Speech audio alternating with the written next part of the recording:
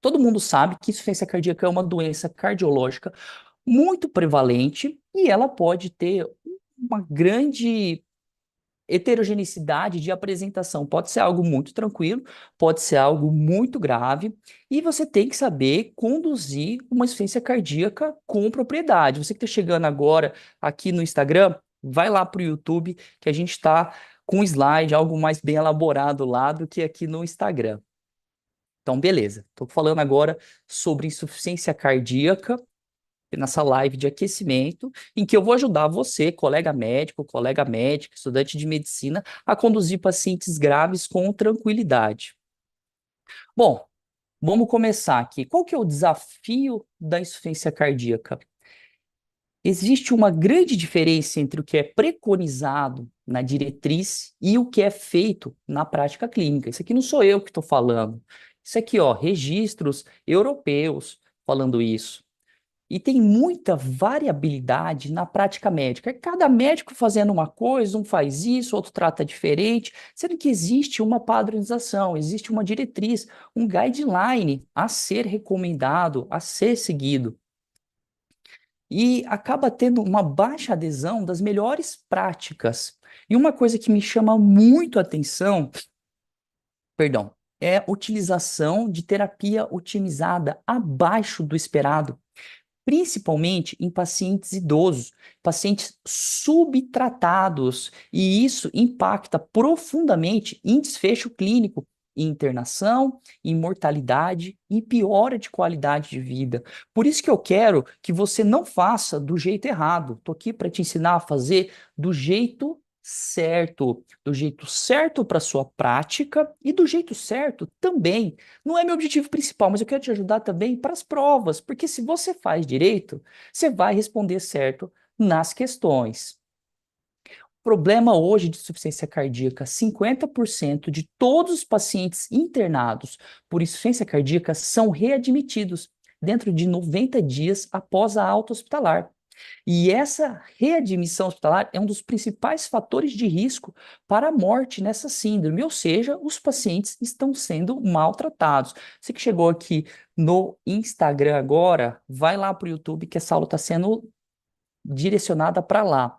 Lá você consegue ver o slide, acompanhar tudo que eu estou falando de uma forma muito melhor do que aqui no Instagram. Então, beleza. Se a gente pensa, quais são as principais causas de reinternação? Ó, a gente poderia listar uso irregular de medicação, terapia inadequada, isolamento social, principalmente em paciente idoso, piora de função cardíaca, que é a progressão da doença. Posso colocar aqui também a mais, não está no slide, infecção. Então, tudo isso contribui para o paciente voltar para o hospital, o que é péssimo a reinternação. O lugar que o paciente mais quer ficar longe é o hospital. Você tem que ajudar ele nisso daí. Vamos lá, eu adoro esse gráfico. Ele é antigo, ele é de 2005, mas ele é muito emblemático no entendimento da insuficiência cardíaca. Esse gráfico é um gráfico de função cardíaca ao longo do tempo que vai mostrar a progressão da doença. Toda vez que o paciente é hospitalizado, ele desce um degrau. Beleza, você vai lá, trata ele, ele compensa, aí daí a pouco ele interna de novo, ele piora um degrau. Aí você melhora, aí piora, e aí melhora e piora, e fica nesse serrilhado e tem um declínio crônico. Você fala, ah, isso aí é só para quem tem fração de ejeção reduzida. Não. 40% das internações por insuficiência cardíaca descompensada ocorrem em paciente com fração de ejeção preservada, ou seja, com fração de ejeção do ventrículo esquerdo maior do que 50%. E esses pacientes morrem bastante, Gabriel. Olha aqui, ó, dados do estudo Brief mostrando uma mortalidade intra-hospitalar, ou seja, no momento que ele está internado, de 12,6%. Meu, mais de um em 10 pacientes acabam indo a óbito. Ou seja, insuficiência cardíaca não é besteira. Insuficiência cardíaca tem que ser vista com cuidado e tratada com dignidade. Deve ter os atrasildos entrando agora no Instagram, e eu vou pedir para vocês irem lá para o YouTube. No meu link da bio tá lá. Só clicar que você vai chegar nessa live que está acontecendo. Vamos lá. E o que que o médico que está ali na emergência, na linha de frente, tem a ver com isso daí? Isso não é só coisa de cardiologista. Muitas vezes, quem faz o primeiro combate nesse paciente, quem faz o primeiro atendimento, quem faz ali a percepção de que tem coisa errada, é o emergencista. E ele tem um papel fundamental no tratamento. Eu sempre falo, não existe, ai, faz uma coisa no pronto-socorro, na internação outra, na UTI outra. Não existe isso, pelo amor de Deus. O paciente é um só, o tratamento é um só. Isso é um contínuo. Não importa se ele está no PS, se ele está na internação, no quarto, se ele está na UTI. Você tem que tratar ele adequadamente. Você tem que fazer o que há de melhor. O que que você pode fazer de melhor para esse paciente? Você pode fazer diagnóstico. Coisa mais digna que você pode dar para um paciente é o diagnóstico. Você pode definir a causa da insuficiência cardíaca. Pô, Gabriel, às vezes é difícil, às vezes demanda tempo e vários exames. Eu concordo com você. Mas não é porque é difícil, às vezes você não consegue matar ali no primeiro contato, que você vai deixar de fazer. Você tem que trabalhar em cima disso. Então, você, no mínimo, vai começar a investigação diagnóstica. E você vai fazer o tratamento. Você vai iniciar ali no pronto-socorro a terapia que for mais adequada para o paciente. Pô, Gabriel, tá bom, eu vim aqui para ver insuficiência cardíaca. Você só está reclamando de jeito errado de fazer as coisas. Então, tá bom, tá beleza. A gente vai entrar e vai discutir agora de uma forma um pouco mais pragmática insuficiência cardíaca, porque meu objetivo com vocês é treinar vocês a conduzir paciente clinicamente grave com tranquilidade. É isso que eu quero. Essa é a minha missão. Então, vamos embora. Insuficiência cardíaca. Eu vou falar o conceito, eu vou repetir esse conceito, eu vou falar esse conceito mais umas 5 vezes hoje, porque eu quero que isso se torne medular para você. A gente entrando aqui no Instagram, RF Médico e estudante de medicina, vai lá para o YouTube. Bom, o que que é insuficiência cardíaca? É uma síndrome clínica. O que que é síndrome? É um conjunto de sinais e sintomas. Tá bom, uma síndrome. Decorrente do quê? De alteração na estrutura ou na função do coração. O coração pode ter uma válvula alterada do ponto de vista estrutural ou pode ter uma alteração diastólica, funcional, que provoca, presta atenção que essa frase é mais difícil, elevações das pressões de enchimento, ou seja, no mecanismo de Starling, você precisa distender um pouco as fibras do miócito para aumentar a potência de contração. E como o coração está tendo danos estruturais ou funcionais, ou funcionais, você acaba aumentando as pressões de enchimento para manter o mínimo de performance cardíaca. Isso é o mais difícil de entender. Quando cai, por exemplo, ou tem dificuldade de ejeção, ela tinha uma fração de ejeção de 60%, agora é 30%, isso é até mais intuitivo. Tá? Então, é uma síndrome clínica, um conjunto de sinais e sintomas decorrente de uma alteração estrutural e ou funcional que provoca elevação das pressões de enchimento, aumento das pressões de enchimento e ou dificuldade de fração de ejeção. Ó, Gabriel, tá bom. E como que a gente faz diagnóstico de insuficiência cardíaca? Você vai olhar sintomas, exame físico e exames complementares. Essa tríade. Eu falo que a medicina moderna, o médico examina história, sintomas, examina o paciente e examina os exames. Tá? Exame não é uma tomada positiva, ah, deu alterado ou não deu. Não, você tem que interpretar, você tem que pegar, você tem que cheirar, você tem que virar de ponta cabeça, você tem que espremer, ver se sai alguma coisa. Essa é a postura correta do médico. Causas para insuficiência cardíaca. Mais comum, miocardiopatia isquêmica, doença arterial coronariana.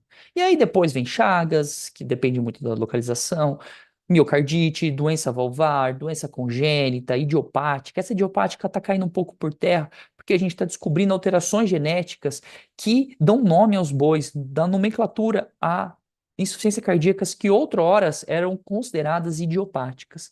Tá que a arritmia, o paciente ficou com uma fibrilação de alta resposta ventricular, perdeu função pelo ataque à arritmia. E quimioterapia, que é algo que vem sendo, tá em alta na cardiologia, né? A cardiotoxicidade dos quimioterápicos. Vamos lá, vamos pensar em sintomas. A gente vai falar um por um. Sintomas, exame físico e exames complementares. Agora a gente está falando de sintoma. Tem gente aqui na live? Ah, quase ninguém na live do Instagram. Você pode ter fadiga, dispneia, cansaço. Você pode ter tosse por aumento de pressão de enchimento, ou por até um pouco de edema alveolar.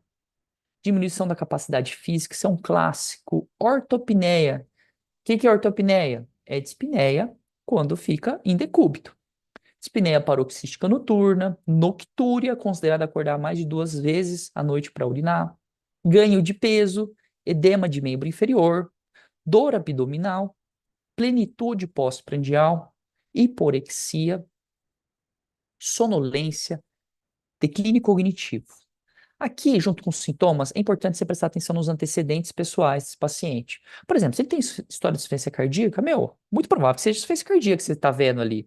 Vê se ele tem doença cardíaca, infarto, doença valvar, se tem fator de risco, hipertensão, diabetes, se tem alguma doença sistêmica, amiloidose, doença neuromuscular, se tem história familiar de morte súbita, porque isso pode estar associado a doenças genéticas do miocárdio, exposição à substância cardiotóxica, condições de alto débito, como fístula arteriovenosa, anemia.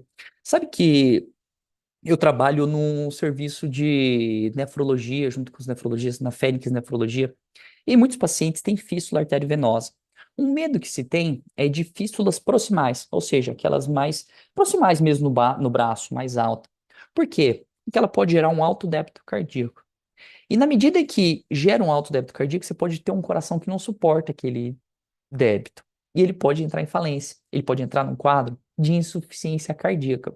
Então, muitas vezes, quando vai fazer essa confecção, os pacientes passam por uma avaliação pré-operatória comigo, para eu falar para o vascular, ô, beleza, manda bala, ou, putz, será que essa é a única saída que tem? Sei lá, tem que tomar cuidado.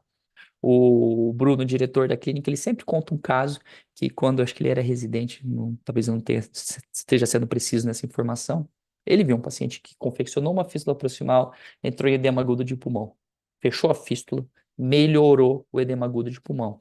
Então, esse é um tipo de insuficiência cardíaca de alto débito. Anemia é outro, deficiência de B1, beriberi, tireotoxicose, são outros exemplos. Vamos lá. Exame físico. Você pode ter taquicardia. Pô, taquicardia o coração não bate direito, e aí ele precisa bater mais vezes para manter o débito. Pulso fino, presta atenção, que isso aqui é quente, hein? E é sinal de mau prognóstico. Até se tiver uma pressão de pulso reduzida, uma pressão sistólica e diastólica muito próxima, menor que 40 normalmente. Taquipneia, extremidades frias, outro sinal de mau prognóstico. Extensão jugular, isso aqui é o que eu quero que vocês examinem em todo paciente com insuficiência cardíaca. Vocês têm que ser tarado por distensão jugular, vocês têm que ver pescocinho dos outros, entendeu? Coloca 45 e vê se sobe acima de 4 a 5 centímetros aqui do manubrio do externo. Esse é um sinal muito importante. Sabe que esses dias eu estava resolvendo uma questão de prova, caiu no R3 de clínica médica, de especialidades clínicas da USP São Paulo aqui do HC. E tinha uma questão lá que falava de um paciente com ascite, falava várias coisas. Tinha lá vários dados da análise do líquido acítico, para você calcular o gás, o gradiente de albumina, soracite. E tinha um detalhe que chamava atenção. Turgência jugular, presta atenção, cirrótico não tem turgência jugular. Nefropata não tem turgência jugular. Quem tem turgência jugular é quem tem problema cardíaco. E aí falava, qual exame você pede? Ecocardiograma. Isso aí pode ser uma pericardite, pode ser qualquer doença do miocárdio que fez uma cirrose cardíaca. Crepitação pulmonar, isso aqui eu sei que vocês veem, vocês vão lá, levanta a camiseta, escuta o pulmão, vê se está crepitando, pelo menos eu espero, né? Ictus desviados para a esquerda, para baixo, terceira, quarta bulha, sopro regurgitativo mitral, está dilatando o ventrículo, está começando a ter incompetência dessas válvulas. Hepatomegalia, edema periférico. Então aqui, ó, deixei uma imagem de um senhorzinho, olha aqui, ó, presta atenção, isso daqui é muito forte para insuficiência cardíaca. Edema de membros inferiores. Chuta aí, escreve aí. Quantos litros você acha que o paciente tem que reter para fazer edema de membros inferiores? Eu estou falando litros, eu não estou falando nem ml. Deixa no comentário aí. Quantos ml ou litros você acha que tem que ter para fazer edema de membro inferior? Você acha que é um sinal precoce ou tardio na retenção hídrica? Extremidades frias, isso aqui, ó, já começa a pensar em baixo débito cardíaco. Insuficiência cardíaca descompensada, perfil hemodinâmico C, choque cardiogênico. Então vamos lá. Se a gente for separar os sintomas de acordo com cada porção que não está dando certo, ó. Se tiver dificuldade de ejeção, você pode ter fadiga, diminuição da capacidade física, perda de peso, extremidade fria, confusão mental, hiporexia, perde apetite e um tempo de enchimento capilar maior que 3 segundos. Isso é outro dica beira-leito muito forte. Quando você tem aqui, ó, aumento de pressões aqui do átrio para o pulmão, você pode ter dispneia paroxística noturna, intolerância aos esforços, toxe e hipoxemia, dessaturação. Tem gente entrando aí. Gente, quem estiver entrando no Instagram, eu convido vocês a irem lá para o YouTube, que aí você consegue ver os slides e entender um pouco mais do que eu estou falando, porque aqui não está muito claro. Só está a minha cabeça cortada meio torta, que nem meu avô fala, desguei. Vamos lá. Você tem. Quando você tem do lado direito aumento das pressões de enchimento, e aí você faz a turgência jugular, você faz edema periférico, você faz plenitude pós-prandial, porque você distende o fígado e aí ele comprime o estômago. Mas a gente fala, pô, eu como um pouquinho, já estou satisfeito, eu não quero comer mais, entendeu? Dor abdominal, porque distende a cápsula de Gleason, a cápsula hepática, e ela tem nossos receptores, receptor de dor. Noctúria, urinar mais que 2 vezes na noite mais que uma, né? Duas ou mais, ganho de peso, refluxo jugular, você aperta aqui e você vê a anaconda no pescoço subindo. Vamos lá, uma pausa aqui. Qual que é a história natural? Deixa eu ver se tem alguma coisa de comentários. Tá. Tem alguma pergunta? Alejandro, seleciona alguma pergunta que tiver. Bom, por enquanto nada. Vamos meter bronca aqui. Eu não consigo ver nesse formato de apresentação do Zoom através do YouTube. Vamos lá. Qual que é a história natural da insuficiência cardíaca? Deixa suas perguntas que depois eu respondo todas. Você tem um evento index, alguma coisa machucou seu coração aqui. E aí, você ativa mecanismos compensatórios para compensar essa perda de função do coração. Bom, mas quais mecanismos? Ativação adrenérgica, ativação do sistema renina, angiotensina, aldosterona, que esses dois fazem vasoconstricção periférica. Isso aqui é muito forte na insuficiência cardíaca, vasoconstricção periférica. É muito forte. Vocês têm que pensar em insuficiência cardíaca, vocês têm que pensar em vasoconstricção periférica. Isso tem que ser medular, pelo amor de Deus. Senão vocês não entendem tratamento. Aumento de mediadores inflamatórios. É comum você ter aumento de citocinas em paciente com insuficiência cardíaca mais avançada. Beleza, esses mecanismos, eles trazem até de volta por uma compensação inicial, mas eles também provocam um dano secundário. Isso propaga a disfunção ventricular ao longo do tempo.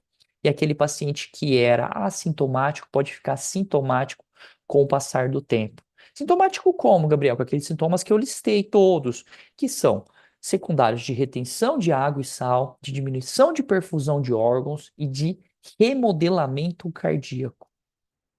Eu adoro esse slide, eu sempre uso esse slide. Se a gente pegasse um paciente que teve uma congestão clínica, aqui, ó, esse aqui foi internado. A gente volta lá no tempo. Volta no tempo. 30 dias antes. Vamos supor que ele estava euvolêmico, eles não tinham sobrecarga hídrica. E a gente começar a ver ali, 20 dias antes, ele já tinha aumentado as pressões de enchimento. Se a gente fizesse uma impedância do tórax, já tinha alterado, o pulmão já estava mais encharcado. Aí aqui ele já ganhou peso. Só aqui que ele ficou sintomático e foi procurar o pronto-socorro. Ou seja, a gente perde muita oportunidade de tratamento desse doente. Nós temos que ficar mais em cima do paciente com insuficiência cardíaca e combater a hipervolemia e tratar da melhor forma adequada. O tratamento envolve medicação e, em alguns casos específicos, tem que ser individualizado. Não dá para eu falar assim, ah, faz isso para insuficiência cardíaca que resolve. Por exemplo, uma taquicardiomiopatia, você trata de um jeito. Um paciente que tem doença arterial coronariana, tem uma fração de ejeção menor de 35%, é multiarterial, você trata de outro jeito, que é estratégia de revascularização. Uma miocardite que tem, sei lá, células gigantes, aí a conduta é imunossupressão. Então, o tratamento de ciência cardíaca não é tão simples, mas algumas coisas funcionam para todos, inclusive o cuidado, ficar vigilante com esse paciente. Tem gente entrando ali, quem está entrando, chegando agora um pouco atrasado, convido você a ir lá para o YouTube. Na minha bio, no link lá, você consegue entrar. Só clicar e entra no YouTube. Eu estou apresentando ao vivo. Lá você consegue ver os slides, consegue ver algo melhor. Beleza. É isso. Então a gente entendeu todo aquele monte de sintoma, cansaço, intolerância aos esforços, ortopneia, noctúria, aqueles mais graves com pulso fino, extremidades frias, você vê anaconda no pescoço, refluxo hepatojugular, crepitação pulmonar, edema de membro inferior, pressão pinçada e exames complementares. Vamos para os exames complementares agora. Esse é um exame muito complexo. Eu tô sendo irônico, mas não é não. Eu acho a radiografia de tórax um pouco complexa. Então tem que ir devagar. Raio-X de tórax e eletrocardiograma são dois exames simples que não são simples. Vocês sabem que é simples, mas vocês sabem que não é tão simples. Aí muita gente apela direto, eu vou pedir uma tomo. Calma, meu, olha o raio-X. Então esse aqui é um raio-X normal. Você precisa saber, ó, aqui é o átrio direito, aqui é a veia cava superior, aqui é a entrada da ásigo. Isso daqui se distende às vezes no paciente hipervolêmico. Subclave esquerda, botão aórtico, aqui é a artéria pulmonar esquerda, apêndice atrial e ventrículo esquerdo. Aqui é artéria pulmonar, a aorta sempre fica marcada em pacientes que têm um pouco de calcificação. Vamos lá, vamos para o raio-x alterado. Me fala aí, vamos olhar essa radiografia de tórax. O que que vocês acham desse raio-x de tórax? Você acha que esse paciente pode estar com insuficiência cardíaca? Tem gente entrando aqui no Instagram. André Gaioto, rapaz, faz sempre que eu te vejo, hein, jovem? Como que você tá? Tranquilo? Tô aqui falando com colegas médicos sobre insuficiência cardíaca. O que que vocês veem nessa radiografia? Presta atenção. Essa trama vascular é para ficar um pouco mais rala aqui em cima. Ela tá mais proeminente. Eu sei que essa imagem não é a melhor do mundo. Melhor você pegar no gatoscópio e ver. E também eu consigo perceber um certo engurgitamento hilar aqui. Eu não coloquei isso, mas também existe. São dois sinais de insuficiência cardíaca no raio-x. Olha aqui, ó. Esse aqui está mais claro. Olha o engurgitamento hilar. Aqui a trama vascular, dá para ver também, ó. Eu tenho trama vascular aqui em cima. Olha aqui o tamanho da área cardíaca desse paciente. Bom, isso aqui está clássico. Você tem cefalização da trama vascular e engurgitamento dos íleos pulmonares, congestão. Congestão pode ser um sintoma, um sinal de insuficiência cardíaca. Pode ser por outros motivos, doença renal dialítica, que está hipervolêmico, mas insuficiência cardíaca tem que entrar no seu leque de diagnósticos diferenciais. Não é raio-x que dá diagnóstico. O que dá diagnóstico é o conjunto. Isso aqui é mais ou menos como, sei lá, no Donkey Kong. Alguém jogava Donkey Kong? Você tinha que pegar as bananas lá para conseguir, acho que uma vida. E tinha algumas coisas que valia mais ou não, tinha umas bananinhas soltas, aí você tem que o macacão dava um tapa assim no chão, saiu um penca de banana, acho que eram 10 bananas. É mais ou menos isso. Você vai ter que juntar sinais e sintomas com exames complementares para fazer. Quanto mais bananas você tiver, quanto mais alteração, mais provável é a insuficiência cardíaca. É assim que você vai pensar. Vamos lá, e esse raio-x? O que que tem nesse raio-x? Ó, tem uma cefalização transvascular, aqui tem muito. Na verdade, isso aqui é uma opacidade. Isso daqui me faz pensar em pneumonia. O que mais? Tem engurgitamento hilar, tem linhas B de Kerley. Isso aqui dá para ver bem na ultrassonografia pulmonar. Bem típico de insuficiência cardíaca. Tá congesto. Olha essa radiografia aqui. Essa daqui, esse paciente não tá legal. Esse aqui não tá legal. Quem falou, um aluno falou, nossa, esse não tá legal. Opacidades heterogêneas difusas. Aqui eu já não consigo ver mais limite da pleura. Deve ter um derrame pleural. Isso aqui é um edema agudo de pulmão. Esse paciente muito provavelmente está em insuficiência respiratória. Tem até um tubinho aqui. Então você tem cefalização de trama, engurgitamento, opacidade heterogênea difusa, possível derrame pleural. Isso aqui é um edema agudo de pulmão. Presta atenção. Cuidado com a posição. Essas duas radiografias são do mesmo paciente. Uma fez deitado. Aí vai lá, tira o raio-x. Olha como que parece que tem engurgitamento, aumento de área cardíaca. Você fica assim, meu, será que esse paciente está congesto ou não? E aí, o mesmo paciente foi lá e fez uma radiografia em ortostase na posição AP e você percebe que não está congesto. É uma radiografia que não tem aqui alteração do parênquima pulmonar. Tem aqui fios de sutura de externo, beleza, deve ter alguma coisa no miocárdio, sei lá, fez troca valvar, revascularização, não sei, não tenho a menor ideia. Mas eu quero que vocês prestem atenção na diferença da posição. Eu sei que muitas vezes é muito cômodo falar para o paciente fazer um raio-x deitado, principalmente em pronto-socorro. Na UTI, às vezes, não tem como. O paciente não é fácil levar ele lá para o raio-x, nem faz isso. É uma conduta total de exceção. Quando você quer levar, às vezes, fazer algum exame melhor, você faz uma tomografia. Mas no pronto-socorro, aquele paciente que deambula, pede raio-x em pé dele. Pare com isso. Dá muita diferença fazer raio-x em ortostase, não. E pede PA e perfil. Faz o serviço direito, pelo amor de Deus. Tá? Tem gente aqui entrando ainda. Marcelo Rusca, esse é brabo, hein? Eu tô aqui no YouTube. Quem quiser acompanhar minha aula, vai lá pro YouTube que vocês conseguem ver melhor os slides que estão sendo apresentados. Vamos lá. Presta atenção. Eletrocardiograma é obrigatório na insuficiência cardíaca. Em qualquer caso da cardiologia, eu quero que o primeiro exame que você queira, que você pense, seja eletrocardiograma. Pelo amor de Deus, vamos combinar isso aqui desde agora. A gente precisa ter um método. Então, o método é primeiro exame eletrocardiograma. Pô, mas eletrocardiograma não vai dar diagnóstico de insuficiência cardíaca. Mas ele vai te dar dicas. Ele vai te dar dicas muito quentes. Por exemplo, um paciente que tem insuficiência cardíaca e não progride de onda R nas derivações precordiais. Você pensa o quê? Doença isquêmica do coração. Ah, ele faz um eletrocardiograma e ele tem BRD com BDAS. Você pensa o quê? Doença de Chagas. Então, o eletrocardiograma, ele vai te dar dica quente. É obrigatório.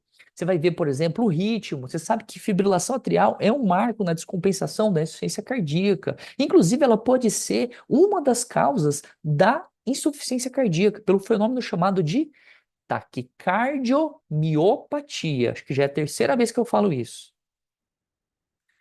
Laboratório. O que que você tem que ver no laboratório? Você vai ver, sei lá, função renal, hemograma. É importante ver função renal, viu? Às vezes, rim, coração, daqui, ó, de mão dada, um com o outro. E pensando em diagnóstico de insuficiência cardíaca, eu quero que vocês pensem em peptídeos natriuréticos. E aqui tem dois representantes, o BNP e o NT-proBNP. O primeiro tem uma meia-vida de 20 minutos e o segundo 60 minutos. Você sabe que o entresto, né, que tem inibidor da neprilisina pode alterar os peptídeos. Ele aumenta o BNP, mas ele não aumenta o NT-proBNP. Ah, tinha uma imagem aqui, depois eu coloco. E eu explico por quê. Guarda essa informação que eu já explico ela. O que mais que aumentam os peptídeos de uma forma geral? Toma cuidado, que idoso tem peptídeo natriurético um pouquinho mais alto. Quem tem doença renal tem peptídeo natriurético mais alto. Quem tem doença valvar, quem tem doença isquêmica, vai valendo uma coca. E quem que o peptídeo natriurético atrial, o BNP ou NT-proBNP não sobe? Em que tipo de paciente que tem qual comorbidade? Deixa no comentário aí. Vou dar um tempo. Quero ver o que que vocês vão falar.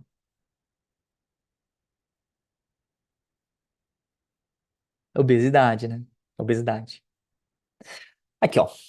Você tem o ProBNP, tá vendo? E ele é clivado em NT, ProBNP e BNP. O inibidor da neprilisina não deixa esse cara ser degradado. Então, esse cara vai acumular na corrente sanguínea o BNP. Quando você dosa ele em pacientes que tomam Entresto, sacubitril, valsartana, esse cara está aumentado. Então, o paciente que usa Entresto, o ideal é você dosar esse daqui para você saber se ele está ou não com insuficiência cardíaca descompensada.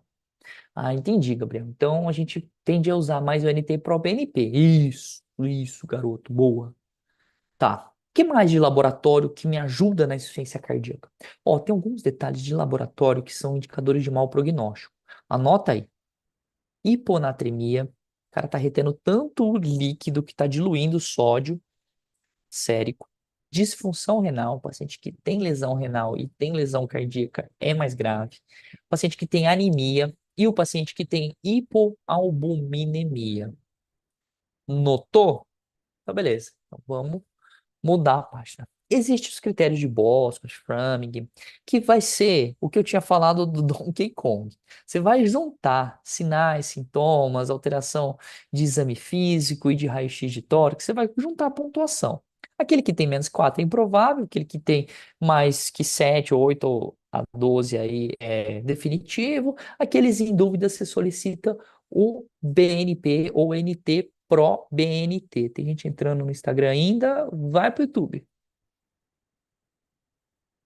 Bom, mas, Gabriel, no processo de diagnóstico da insuficiência cardíaca, qual que é o principal exame, assim, que dá muita informação?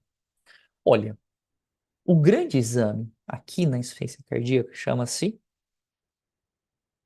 ecocardiograma. E aqui você começa com o ecocardiograma transtorácico, que ele vai te dar a função ventricular, e essa é uma informação preciosa. Função ventricular é precioso na insuficiência cardíaca. Pô, mas eu quero aprender mais. Que mais que eu posso ver? Que mais exame eu posso solicitar para ver função? Bom, se você quiser ver de outras formas, é possível, mas não é aconselhável a priori, tomografia, cintilografia, ressonância e até PET-CT. Você pode usar isso. Normalmente você pede o ecocardiograma transtorácico. Quando você tem alguma dificuldade para ver função ventricular, você apela para a ressonância, que é o exame mais preciso. Ah, tem mais uma que você não colocou. Tem, fazer ventriculografia no cateterismo. Tem mais esse. Beleza. A função ventricular sistólica esquerda, ela é uma variável contínua. Presta atenção no que eu estou falando. Você vai ver lá, 37%, 52%, 67%. E, obviamente, que ele sai de um valor normal e vai para até valores muito baixos. Dois marcos, presta atenção, vou falar pausadamente. Fração de ejeção menor do que 40, ou seja, para cá. Isso, conceitualmente, é considerado fração de ejeção reduzida. Acima de 50%, normal. Então tá. Então você me falou que acima de 50% é normal e abaixo de 40% é reduzida. O que que é entre aqui e aqui? O que que é esse miolo? Aqui é mid-range, moderadamente reduzida. Cada hora um guideline muda, mas é algo que não é tão ruim quanto o reduzido e não é tão bom quanto o preservado. Gabriel, mas espera aí. Você está me falando que um paciente que tem fração de ejeção, ele pode ter insuficiência cardíaca? Sim. Você lembra que eu falei lá que fração, insuficiência cardíaca é uma síndrome clínica, um conjunto de sinais e sintomas decorrente de alguma alteração estrutural ou funcional que eleva as pressões de enchimento, ou seja, se esse cara tem uma disfunção diastólica, uma dificuldade de relaxar o coração e tem elevação das pressões de enchimento, ele tem insuficiência cardíaca mesmo com fração de ejeção de 55%. 40% dos pacientes internados naquele estudo que eu mostrei eram assim. Vocês estão achando que insuficiência cardíaca é só com 30? Não, insuficiência cardíaca é uma síndrome clínica, é um conjunto de sinais e sintomas de alguma alteração cardíaca que promove elevação das pressões de enchimento ou diminuição de ejeção. Spoiler, spoiler, spoiler, spoiler, spoiler. Pensou em tratamento, fração de injeção abaixo de 40? Ah, apareceu antes. Eu tô destemporizado. Pensou? Você tem que pensar no Quarteto Fantástico. Não dá para você bater o olho aqui e não ser medular. Tem que ser automático. Ó, vi fração de ejeção menor que 40% é quase igual a Quarteto Fantástico. Pelo amor de Deus, me fala que eu fui claro aqui. Aqui é uma zona nebulenta, quanto mais próximo desse, mais se beneficia do quarteto fantástico. E aqui, inibidor do receptor SLGT2. Ó, esse é o momento que eu falo assim, olha, se quiser dar uma rodada no Instagram, se quiser ver outras coisas, sei lá, beber uma água, ir ao banheiro, sabe? Porque agora eu vou dar uma apelada. Eu vou dar uma pisada no acelerador. Eu vou mostrar coisa que você não vai achar fácil na internet, tá? Mas se você é um nerdão que tem interesse em saber, seja muito bem-vindo ao cateterismo direito, ao catéter de Swan-Ganz. Isso daqui é um dispositivo que você vem através de um acesso venoso, coloca o catéter, vem aqui no átrio direito, ventrículo direito, artéria pulmonar, e vem aqui, impacta na artéria pulmonar mais distal. E você vai medindo as pressões. Pressão no átrio direito é na média de 3 milímetros de mercúrio. Quando você tem essas pressões aumentadas, você vai ter turgência jugular, por exemplo. Aqui no ventrículo direito, durante a sístole, varia de 15 a 30, uma média de 25, e na diástole varia de 1 a 7.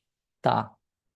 Pressão da artéria pulmonar é na média 15. A média. Média 15. Tá bom. E daí? Daí que existe uma coisa chamada pressão de oclusão da artéria pulmonar. Você vem com o catéter e fecha aqui e mede a pressão.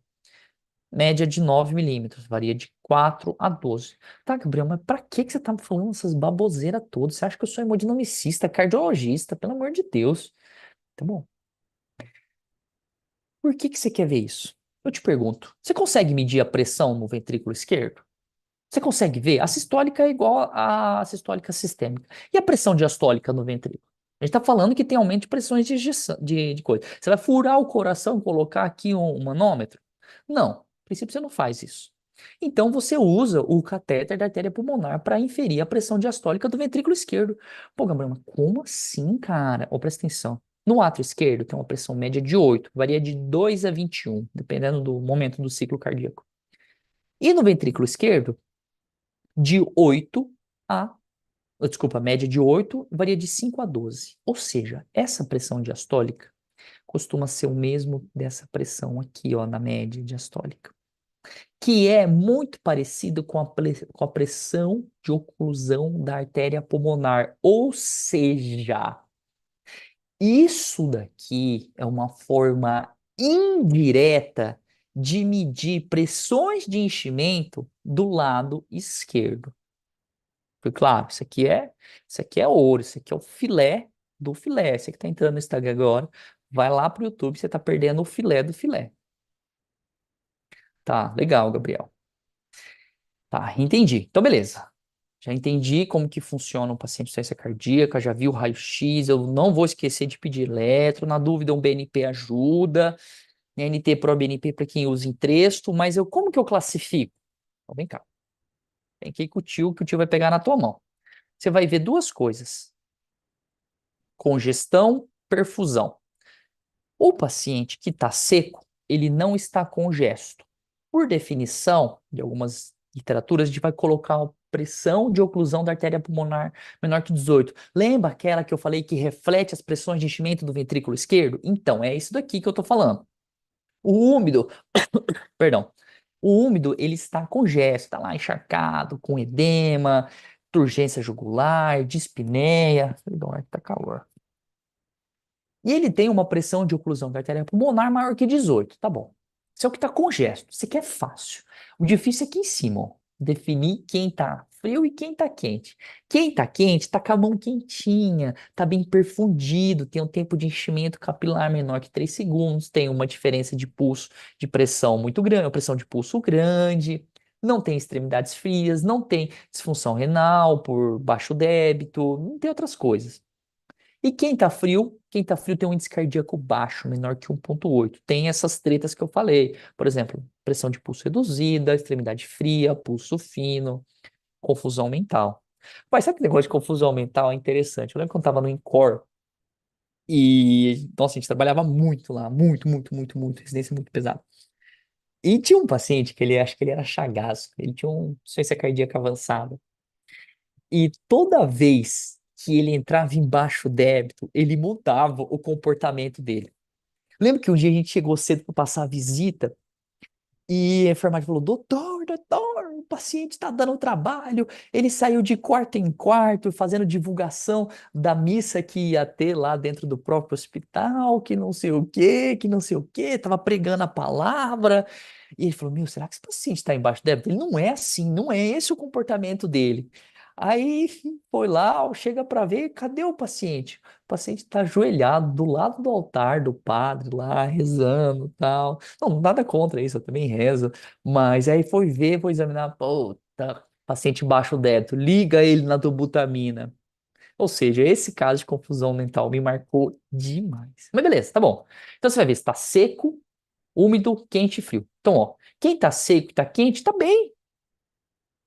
Vai procurar outras causas. Não é ciência cardíaca descompensada. Sei lá o que que é. Se é uma pneumonia, doença pulmonar que justifica os sintomas dele, anemia, sei lá. Dá teus pulos. O B é o que você vai mais pegar na sua vida. 95% dos casos vão se apresentar aqui, ó, no perfil dinâmico B, que é o paciente que está congesto, mas está bem perfundido. E a terapia é vasodilatação e diurético. O L é o que está com baixo débito, mas também está seco. Esse é um paciente que muitas vezes está desidratado, alguém pesou a mão de diurético nele. Você vai fazer reposição volêmica, você vai dar soro para esse paciente. E aí você vai ver o que acontece. Pode acontecer três coisas. Ele vai para o estágio A, fica bem, resolve. Ele pode ir para o estágio B, fica congesto. Ou ele pode ir para o estágio C, que é aquele que fica frio e congesto. É a treta maior, é o choque cardiogênico. Paciente extremamente grave, altíssima mortalidade. Choque cardiogênico não é brincadeira. Tá. Então eu fiz essa tabela para ajudar vocês.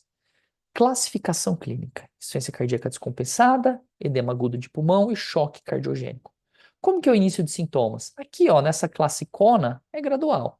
No edema agudo de pulmão é abrupto, o que varia. Quais são os gatilhos? Uma adesão, infecção, isquemia, FA. Aqui o paciente muitas vezes está hipertenso, faz uma arritmia de alta resposta, isquemia, aqui pode ser infarto, faz choque cardiogênico por infarto, miocardite, progressão da doença, infecção. Sinais e sintomas. Aqui você tem sinais e sintomas de congestão. Aqui a dispneia é um pouco mais intensa, crepita até ápice. Aqui chama atenção sinais de má perfusão. Avaliação clínica. PA varia muito, raio-x varia muito. Você pode ter raio-x normal, viu? Na insuficiência cardíaca descompensada. Não vai achando que o raio-x é normal, o paciente não tem. Sabe por quê? Porque existe uma coisa chamada drenagem linfática. A drenagem linfática vai remover o excesso de líquido que ficou no pulmão. Se o paciente já tem insuficiência cardíaca, ó, de longa data, você acha que esse sistema linfático dele está bem treinado para limpar esse pulmão ou não? Então não se assuste. O paciente pode ter uma radiografia de tórax normal e está hipervolêmico, está descompensado.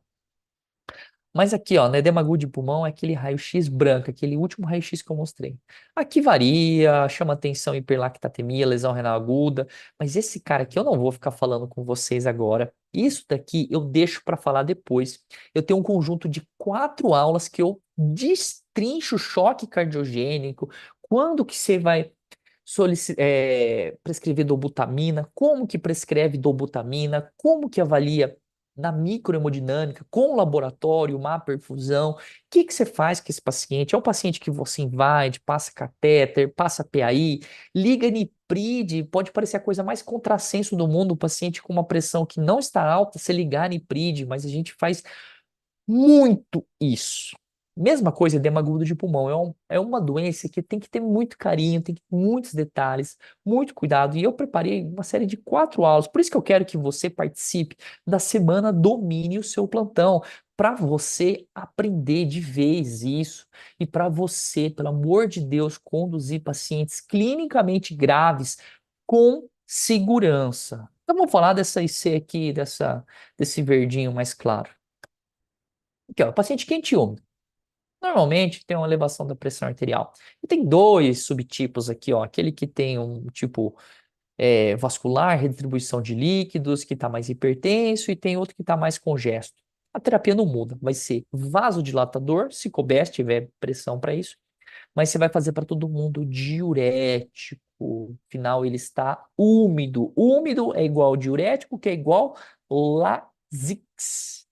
Furosemida, esse é o diurético que você vai mais escolher para fazer a terapia de descongestão, de balanço hídrico negativo, de retirar excesso de líquido desse paciente.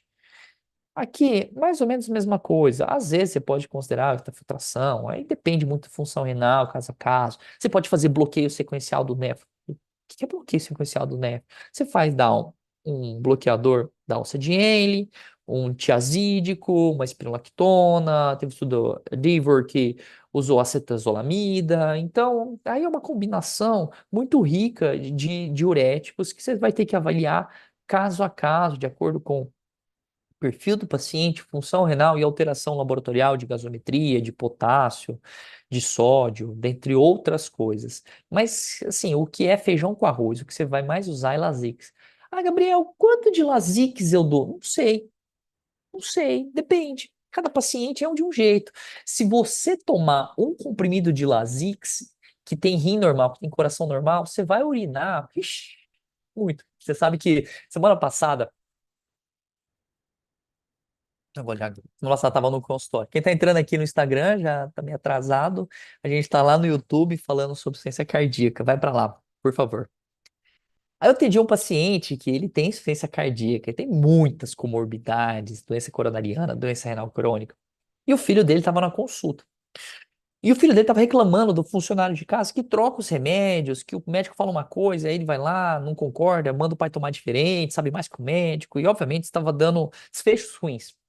E esse filho tava com dor de cabeça. E ele pediu pro funcionário, falou, ô fulano, pega uma dipirona pra mim que eu tô com dor de cabeça. O que que esse funcionário pegou pra ele? Uma furosemida. Ele falou, doutor, nunca urinei tanto na minha vida. Pelo amor de Deus, não parava de urinar. Minha dor de cabeça que tava doendo piorou do tanto que eu urinei. Imagina.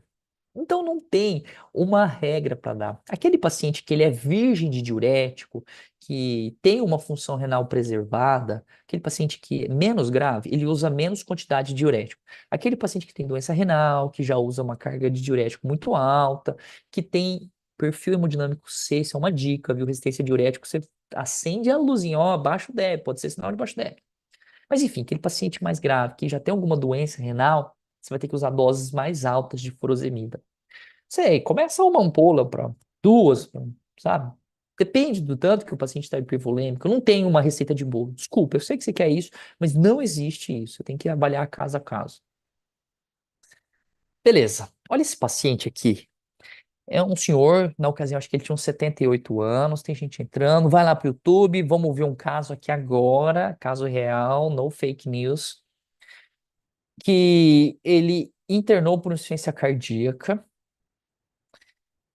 Não era doença coronária, a princípio idiopática, e vocês vêem nessa radiografia, ó, tem cefalização de trama vascular, engurgitamento de ilhos, tem aqui até uma demarcação da cisura, uma chamada cisurite aqui, paciente hipervolêmico, uma área cardíaca borderline, e ele tinha um BNP na ocasião de 1070.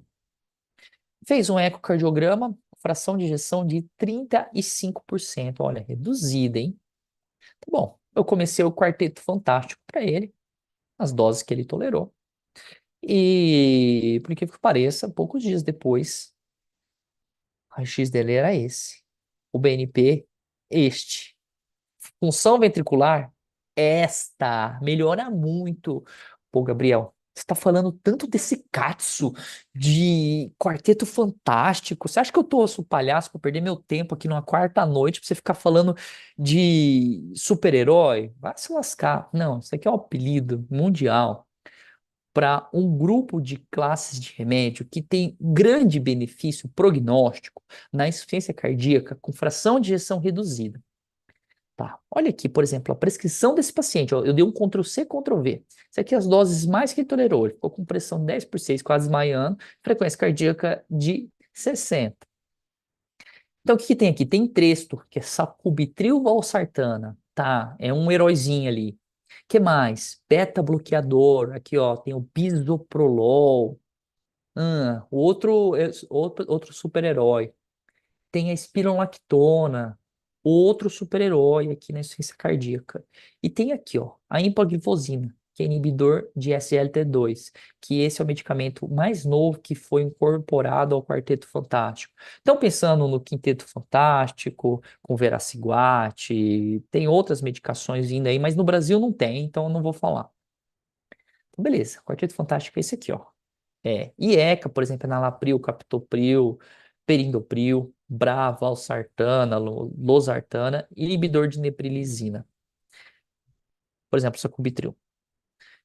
Beta-bloqueador, carvedilol, metoprolol, bisoprolol. Inibidor do receptor mineralocorticoide, spironolactona, eplerenone. E inibidor de SGLT2, dapagliflozina e empagliflozina, cujo nome comercial é Jardiance e Forxiga.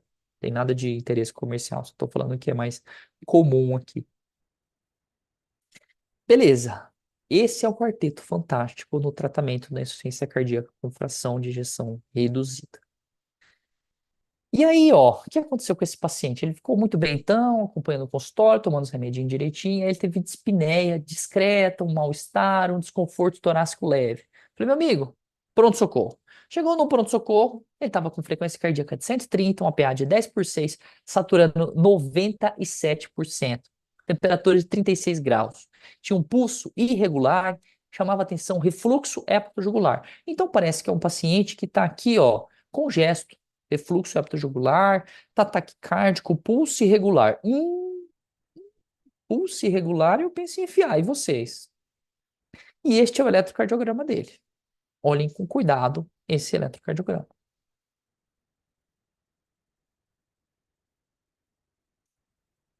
Esse é o eletrocardiograma de fibrilação atrial, mas essa é uma fibrilação atrial que não é tão simples de ver. E aqui eu quero deixar uma dica para você.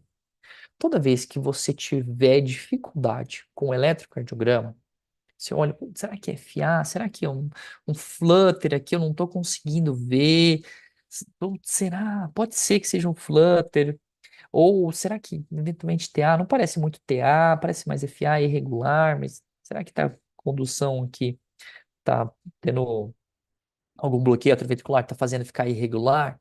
Você vai fazer o seguinte: toda vez que você tiver dúvida de eletrocardiograma, você vai daí a pouco rodar um novo eletrocardiograma. Presta atenção nessa dica barata que eu tô te dando. Isso aqui é barato, isso aqui você não acha em livro. Vai lá e roda um outro eletrocardiograma. Que às vezes você pegou num momento que era mais difícil de ver. E aí você olha pro outro momento, pô, muito fácil. Aqui tá claro. Irregularidade do intervalo RR, ele tem esse padrão de bloqueio de ramo esquerdo. Você tem uma onda de base tremida, ondas F, sem atividade atrial organizada precedendo o QRS. Acabou, isso aqui é uma fibrilação atrial. Pô, então aquele paciente que ele tinha disfunção ventricular, recuperou, ele entrou no MFA agora, entrou. E aí fez uma radiografia de tórax. Aqui é a radiografia de tórax dele. Sinceramente, não acho que está congesto. Eu acho que é até normal. Mas lembra que eu falei? Às vezes o paciente tem um sistema linfático que consegue dar conta do recado. Chama atenção só aqui, ó. Calcificação de aorta. Eu sou especialista em aterosclerose. E tudo que remete a aterosclerose, eu sou tarado por aterosclerose. Beleza. Qual foi a evolução? Aí eu pedi um NT-proBNP. Lembra que ele tá usando Entresto agora, né? 6.640. Pô, tá congesto, hein? Qual que é o diagnóstico dele? Isso aqui é uma fibrilação atrial de alta resposta ventricular e está provocando uma insuficiência cardíaca descompensada. Eu pedi um eco transesofágico. Por quê? Porque eu quero ver se tem trombo no átrio esquerdo. Eu não quero deixar um paciente que não estava em fibrilação atrial ficar em fibrilação atrial. Isso é péssimo na insuficiência cardíaca. Comecei anticoagulação para ele. O Chades-Vasque dele é alto, ele tem insuficiência cardíaca, ele tem quase 80 anos de idade e não tem nenhum problema de sangramento. Tem nenhuma contraindicação maior. E a minha proposta aqui é controle de ritmo. Controle de ritmo, pô, eu deixei um monte de aula no YouTube falando de controle de ritmo. Se você não viu isso, vai lá no YouTube, procura um vídeo lá, controle de ritmo e frequência na fibrilação atrial. Mas assim, se tá aqui, eu vou te respeitar. Controle de ritmo é trazer da fibrilação atrial pro sinusal. É isso, só isso. Tá? Então eu falei, "Pô, beleza, não quero que ele fique em FA, vai pro sinusal. Só quero um eco para ver se não tem um trombo no lado esquerdo e eu provocar um AVC no momento em que eu fazer a cardioversão. E aí fez eco transesofágico. E aí, perdão, tinha muito contraste espontâneo. Possível trombo em apêndice atrial esquerdo. Eu falei, pô, a ecocardiografista não me ajudou. Tava até já em casa, tinha terminado de passar a visita, o médico da UTI me ligou. Eu falei, cara, ela acha que tem, puta, eu não vou. Contraste espontâneo não é contraindicação, mas eu vou respeitar a colega que fez o exame, né? E tinha uma fração de ejeção 34. Putz, piorou, hein? Tava dilatada as câmaras. Devia ser de hoje a CFA, não, viu? Pra dilatar a câmara. Cair função pode cair rápido. Aí eu falei, faz o seguinte, fazer uma tomo com contraste, a gente vê se tem. Aí fez a tomo sem trombo. Falei, pô, beleza. A gente pode fazer, pode cardioverter, sedar, cardioverter, dar um choquinho nele, tá anticoagulado já. Mas aí, ele teve reversão espontânea. Ele entrava e saía de fibrilação atrial. Aí eu falei, pô, faz sentido eu chocar alguém que tá saindo toda hora e entrando. Não vai manter. Então, vamos fazer o seguinte: melhor tratamento para fibrilação atrial em termos de diminuição de recorrência é ablação. E aí eu indiquei a ablação. Falei, pô, fica na internação. Já vamos fazer isolamento das veias pulmonares, vamos resolver SFA e beleza. E ele fez, ele recuperou. Dias depois que ele repetiu o ecocardiograma já em casa, fração de ejeção de 55. Olha que beleza. Só que aí ele teve uma gripe esses dias, mas tá bem, tá? Então, qual é a mensagem desse caso? Presta atenção que fibrilação atrial pode ser uma causa da descompensação da insuficiência cardíaca. Tem que ter muita atenção a isso. Beleza. Fechamos aqui a aula de insuficiência cardíaca. Obviamente que eu não esgotei o assunto. Insuficiência cardíaca é um tema extremamente amplo. Tem gente que faz fellow, depois da cardiologia, um ano, fica só estudando insuficiência cardíaca. Tem muitos detalhes. E eu deixo para você, lá na semana Domine o Seu Plantão, algo a mais. Que a gente. Lembra que eu não falei de edema agudo de pulmão? Eu não falei de choque cardiogênico. Eu não falei de NIPRID. Eu não falei de VNI. Tem várias outras coisas que a gente pode